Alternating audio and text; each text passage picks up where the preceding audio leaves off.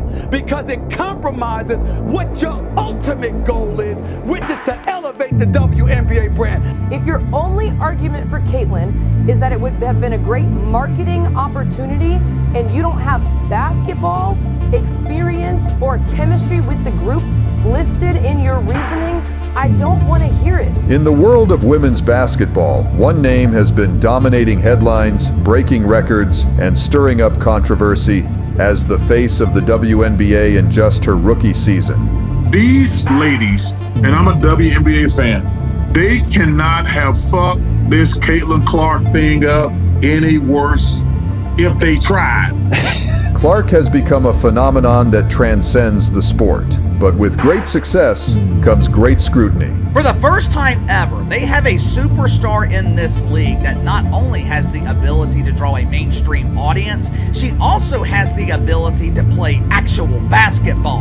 And the young star finds herself at the center of a heated debate. Is Caitlin Clark really as good as advertised? There's going to be a significant amount of less fans watching the WNBA now that Caitlin is no longer in the picture. Or is she simply a product of media hype? Stephen A., I could actually argue that it hurts the game more if they had given her a roster spot over someone more deserving. Because I think it makes a mockery of the women's game. If the focus on, now we just have to have people because of marketing and their intention and they're not as talented, we're not putting the best team out there. Caitlin Clark's journey to stardom began long before she stepped onto a WNBA court. Her college career was nothing short of spectacular, culminating in a historic NCAA championship game that drew nearly 19 million viewers.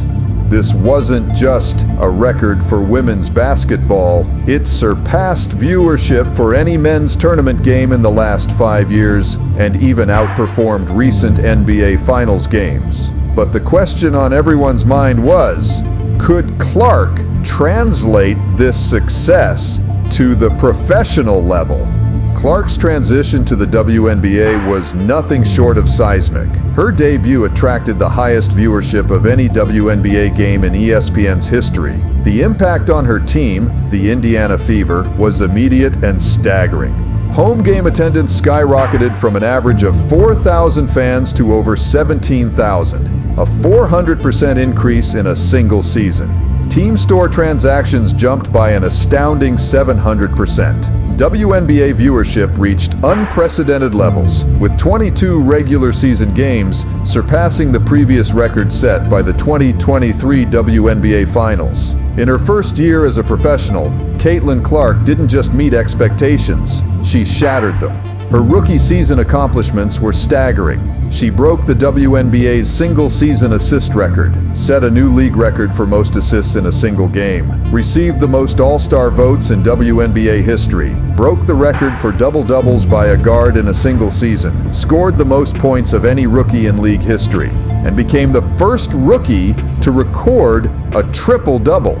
Perhaps most impressively, Clark was named to the first team All-WNBA, a feat not accomplished by a rookie since Candace Parker 16 years ago. Clark's impact on the court is quantifiably extraordinary. She generated 45.2% of all points produced by the Indiana Fever, surpassing the offensive load of nearly every NBA player last season. Her rookie season ranks as one of the top 10 most productive offensive seasons in WNBA history, alongside legends like Diana Taurasi. Clark's average three-point shot distance of 28.1 feet surpasses even the NBA's deepest shooters, showcasing her unparalleled range.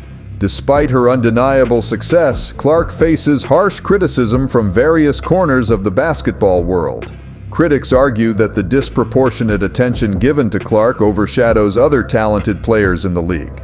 Some suggest her success is more a product of media hype than on-court dominance. There's also concern that the focus on one player could be detrimental to the overall growth of the WNBA. While Clark's popularity has undeniably boosted the WNBA's profile, it has also created tension within the league. Some fans and players feel that the spotlight on Clark diminishes the accomplishments and talents of other stars who have been working hard to elevate the league for years. Despite the controversy, it's hard to deny the positive impact Clark has had on the WNBA as a whole. League-wide attendance has surpassed the inaugural season's numbers for the first time. WNBA viewership is rapidly catching up to NBA viewership on ESPN. Players across the league are signing groundbreaking endorsement deals. The WNBA is seeing improvements in infrastructure, including team planes and new facilities. Clark's impact on the WNBA bears a striking resemblance to how Larry Bird and Magic Johnson revitalized the NBA in the 1980s. Just as Bird and Magic transformed the NBA from a struggling league into a global powerhouse, Clark seems to be ushering in a new era for women's basketball. So, what is the harsh truth about Caitlin Clark? First and foremost, she's the real deal. Clark's on-court performance backs up the hype. Her records and statistics prove that she's not just a media creation, but a genuinely exceptional talent. Secondly, she's a polarizing figure. Like many great athletes before her, Clark's success has made her a lightning rod for both adoration and criticism. Thirdly, she's changing the game. Whether people like it or not, Clark is transforming the landscape of women's basketball, bringing in new fans and elevating the profile of the entire league. However, it's crucial to recognize that she's part of a larger movement of talented players who are collectively raising the bar for women's basketball. The pressure on Clark is immense. With great attention comes great pressure. Some of us felt like maybe she hadn't proved it in the WNBA, but at this point, she certainly has. So she proved everybody wrong. What about the guards? Let's talk about the guards that did make it. Talk about the guards that did make it. How they play, Andrea? Because you were one of the ones that say she didn't earn it. How did the guards play that was in the Olympics? How did they play? For sure, but we can't take how Caitlin finished the W season and pivot that to how she would have done in the Olympics. That's a completely different argument. Look at that point. Look at how she played up until that point. Chelsea Gray had only played one game before she went to the Olympics. It's always important to give credit where it's due, and I think we all realize where the credit needs to be given as far as the success of this WNBA season. Caitlin Clark came in and made such an impact on how many people started to care about the WNBA. The WNBA is expected to completely collapse at this point, and who would have thought? We all knew Caitlin was the reason people were watching, and now that she's gone, the people are gone. But this goes even further. The WNBA and its sponsors have caught on to this, and now they're trying to do damage control because they need ratings. They can't have a rookie girl as their poster figure because she's out, and well, according to the behind-the-scenes info, she isn't the exact poster girl the W was hoping for. It's all getting exposed right in front of our eyes at this very moment. Everything that we've been talking about, like what's wrong with the WNBA, what's wrong with diversity, equity, and inclusion, what's wrong with this race agenda, what's wrong with this Black Queens agenda. And so he's written a story about Nike and why Nike has been reluctant to take advantage of Caitlin Clark. The WNBA's never had anything. Nothing. Cheryl Miller couldn't really move the needle. Candace Parker couldn't really move the needle. Now they have this woman, and she's made the WNBA relevant. And I'm like, why isn't she being promoted? And how did Nike get her at such a reasonable, wasn't it a 22 or 32? $28 million over 8 years. I'm like, that doesn't add up to me. Jason Whitlock is completely right here. Why would Nike invest this much just to let it slip? And why would the WNBA not invest any resources into the one asset that they have? It all has to do with the stereotype the W would like to see. And this isn't even the worst part. Here comes the kicker, and it shows us exactly why Caitlin Clark is being ignored by Nike. I know the mainstream media wants us to believe that the WNBA is surging in popularity. I know analysts like Monica McDougal at ESPN. They want us to recognize elite layup missers and failed dunkers. But what Casey has been telling you guys all season, it has been true. What I have said countless times over the past few months, it is finally being proven without a shadow of a doubt. Caitlin Clark is a megastar. Caitlin Clark is a box office draw, while the rest of the WNBA, it is nothing but a polished turd. Crazy, right? And what is the impact of this? Well, it's easy to see. This is exactly what happened. Caitlin Clark got eliminated, and now the league can forget her. At least that is what they and Nike want, right? What are your thoughts on that? Is the W finished for this year now that Clark is out? And will the fans tune in next year when she's back? Let me know your thoughts on it in the comments down below. Now back to Clark and her game last night. The Fever's strong recovery throughout the season was insufficient, as the Sun advanced to the WNBA semifinals for the 6th straight season. The Fever may not have gotten the conclusion they wanted this season, as they were swept by the Sun, but there is still a lot to be pleased about. When this team began the season with a 1-18 record, they were written off. However, the combination of Clark and Boston is something the Fever can build on. Both Boston and Clark were named to the WNBA All-Star team as rookies, and it's almost certain that the Fever will have back-to-back Rookie of the Year winners. If the Fever can keep improving, they will almost surely return next season. And despite the defeat, Fever rookie wonder Caitlin Clark had a fantastic performance, ending with 25 points, 6 rebounds, and 9 assists, while nearly leading a fourth-quarter rally to save Indiana's season. Clark is the first rookie in WNBA history to have a 25-point, 5-rebound, 5-assist playoff game, and the first rookie to achieve a 25-9-5 in a WNBA or NBA playoff game since Magic Johnson in 1980. Despite just playing 2 postseason games, Clark has contributed to one of the finest rookie seasons in WNBA history. Clark got off to a strong start in Game 2, hitting down her first three-pointer after a rough shooting night in Game 1. She gradually cooled off as the toughness of Connecticut wore down Clark and Kelsey Mitchell, both of whom played the entire 40 minutes. Tipping up the floor, Mitchell's three is good! Despite the hefty exertion, Clark got a second wind as the Fever attempted to get back into the game in the fourth quarter. She gave Indiana a late lead with a three-pointer with 4 minutes left. Clark for the lead! But Sun guard Marina May immediately answered with a three of her own, and the Sun pulled away. The Fever found the proper combination of players and play style in the second half of Caitlin Clark's first season, catching fire and rising to the number 6 seed. Following a slow start to the season, Indiana increased their tempo and added Lexi Hull to the starting lineup, eventually becoming one of the top offenses in the WNBA. Now the Fever face a critical summer in which they must continue to develop around their 2 core players, Clark and Aaliyah Boston. If Clark improves in her second year, she has the potential to lead a team to a championship with the proper pieces around her. The Fever's first priority of business this summer will be to re-sign guard Kelsey Mitchell, who shined after the Olympic break this year, and turbocharged the Fever attack down the line. Mitchell and Clark had a solid rapport as the season progressed, and Christy Sides began employing them in actions together to produce friction for defenders.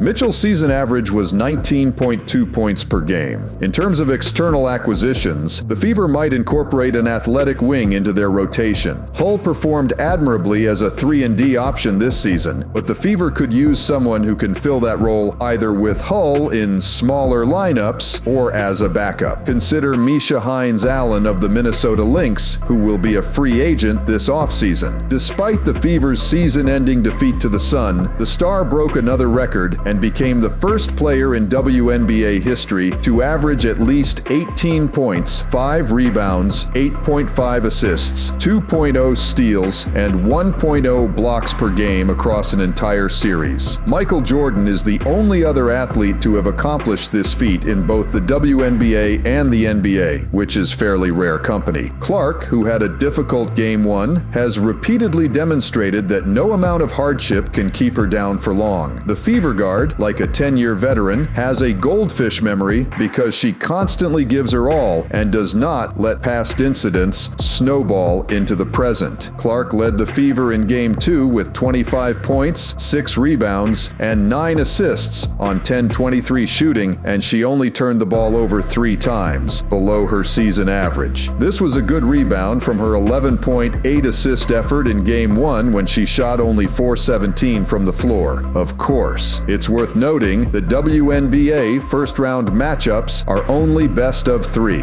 The Sun comfortably defeated the Fever in Game 1, 93-69, and then, in Game 2, Connecticut survived a much stronger effort from Indiana, thereby ending Caitlin Clark's season. Given the disparity in the number of games necessary to complete a playoff series, it's possible that comparing Clark to Jordan is a little misleading. However, one must admit that the Fever guard's propensity to accumulate stats is exceptional, and it won't be long until that converts into postseason success. Caitlin Clark's cultural influence cannot be emphasized enough. She has attracted a record number of WNBA viewers. The WNBA has become popular due in large measure to her marketability, but she backs up her marketability with remarkable skill, converting the Fever from a perennial lottery club to a playoff contender in the span of a season. Clark has seen her fair share of growing pains. With the Fever struggling to begin the 2024 season, she has become increasingly comfortable playing against the game's veterans, and she has demonstrated that she not only belongs, but she is there to stay at the top of the WNBA totem pole. Clark, only 22 years old, has already established many WNBA records, including the assist record, which she is expected to beat in the future, especially if she addresses her turnover issues. Clark should also make the Fever an appealing destination for free agents, allowing the team to develop a true title contender going ahead. So, will you be watching the Fever again next year? Could they get a top 4 seed in 2025 and even make it to the semifinals? Let's take a look at why the women in the WNBA hates Caitlin Clark. During the All-Star Weekend practice, Reese pulled off a miracle 3 right after Clark bricked hers.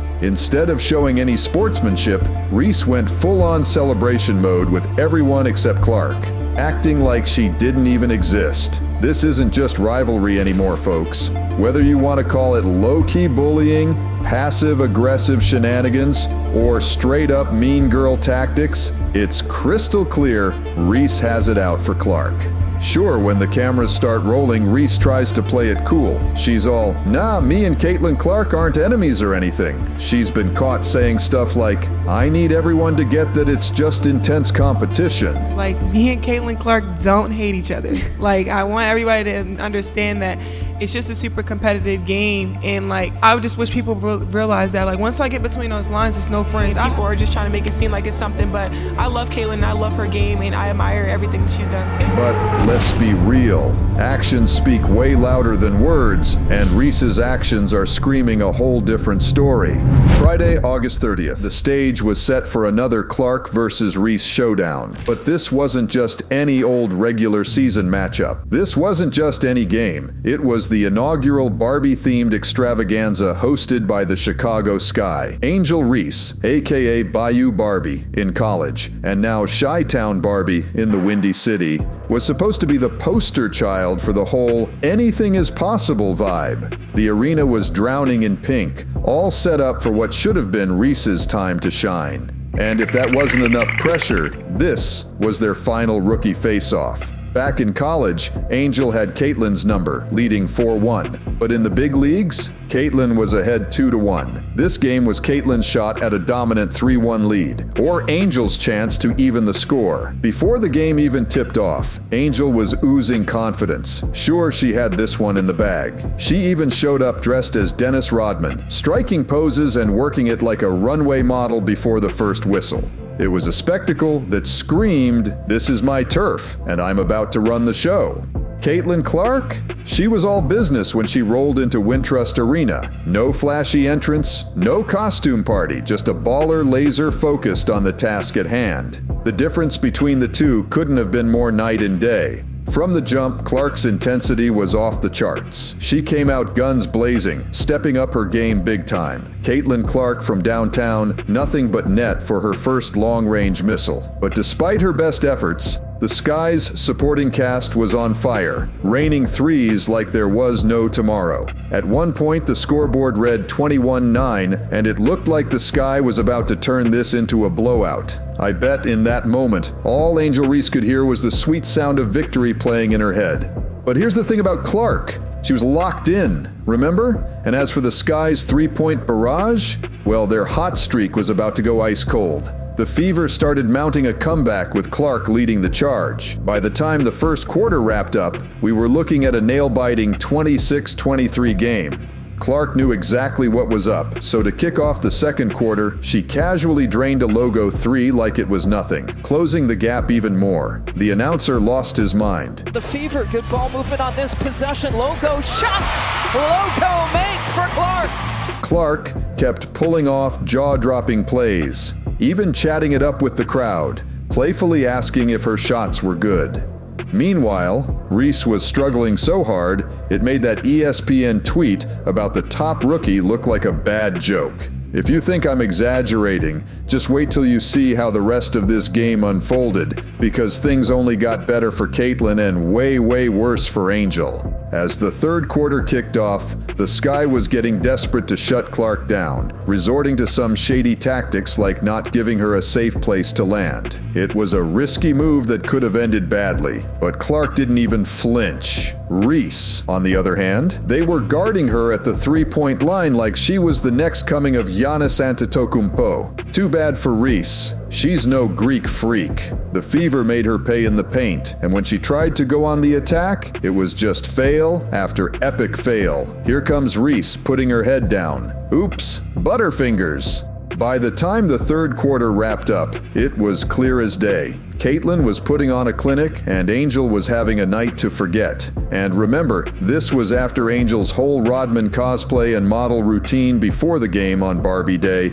in the Sky's own house. Clark had racked up an impressive 23 points and 9 dimes, while Reese was stuck at a measly 5 points and 7 boards. Then came the fourth quarter, where Clark continued to look like a superstar, while Reese and the Chicago Sky, let's just say they weren't exactly showing grace under pressure. When it came to pure hoops, Clark was in a league of her own. Whether she was draining shots or dishing out assists, Clark was unstoppable. The game got so lopsided, with the lead ballooning to 25 points, that Clark started tossing up shots you'd see in a game of horse. The Sky's frustration boiled over into some cheap shots. When Diamond DeShields collided with Clark, from one angle, it almost looked accidental, like she was trying to help her up afterward. But from another view, it was clear she was just whining to the ref, insisting it wasn't a foul. It was so blatant that even Deuce Bigalow himself, comedian Rob Schneider, chimed in, tweeting, "The fact this assault didn't get an immediate ejection from the ref means the WNBA needs to fire this zebra, overhaul the rulebook, and slap a hefty fine on this player for such a flagrant foul." For real, something's gotta give here. I mean, after that incident, a mind-blowing stat came to light. Apparently, 17% of all flagrant fouls in the WNBA have been against Caitlin Clark. With the Chicago Sky, yeah, Angel Reese's squad, responsible for a whopping 80% of them. Still think I'm reaching about Angel having it out for Clark? Anyway, not long after that drama, Caitlin Clark wrapped up her stellar performance with 31 points and 12 assists, gave the crowd a wave, and headed to the bench. And this is where things took a turn for the hilarious for the fans, but became absolutely mortifying for Angel Reese. With just under 4 minutes on the clock, Clark was living it up on the bench with her teammates. Meanwhile, what was Angel Reese up to? Well, with her team in a 27-point hole, Reese was still out there, desperately chasing a few extra points and rebounds to secure a double-double. Like a textbook stat patter, she stayed in the game just to inflate her numbers. It was beyond comical. Picture this. Caitlin's on the bench, laughing it up with her squad, busting moves, sipping on some Gatorade, while Angel Reese is out there on a mission to hit that double-double. I couldn't help but crack up. Let me paint this picture one more time. Caitlin Clark, chillin' on the bench, having the time of her life with her team, while ESPN's supposed frontrunner for Rookie of the Year is out there stat padding like her life depends on it. To add insult to injury, she even bricked back-to-back free throws. This set off a firestorm online, with fans going off, Angel Reese stat padding in a 27-point blowout with 3 minutes left against the Fever's bench players. I can't help but laugh. She had what, 5 points with 4 minutes left in the fourth? Now suddenly she's got a double-double? Others didn't hold back. While Caitlin Clark's out here winning games, Angel's disrespecting the sport with the most blatant stat padding I've ever witnessed, all to keep some streak going that only matters to her diehard fans. It's embarrassing. She ended up with 10 points, and half of those came after the Fever had already cleared their bench and were up by 30.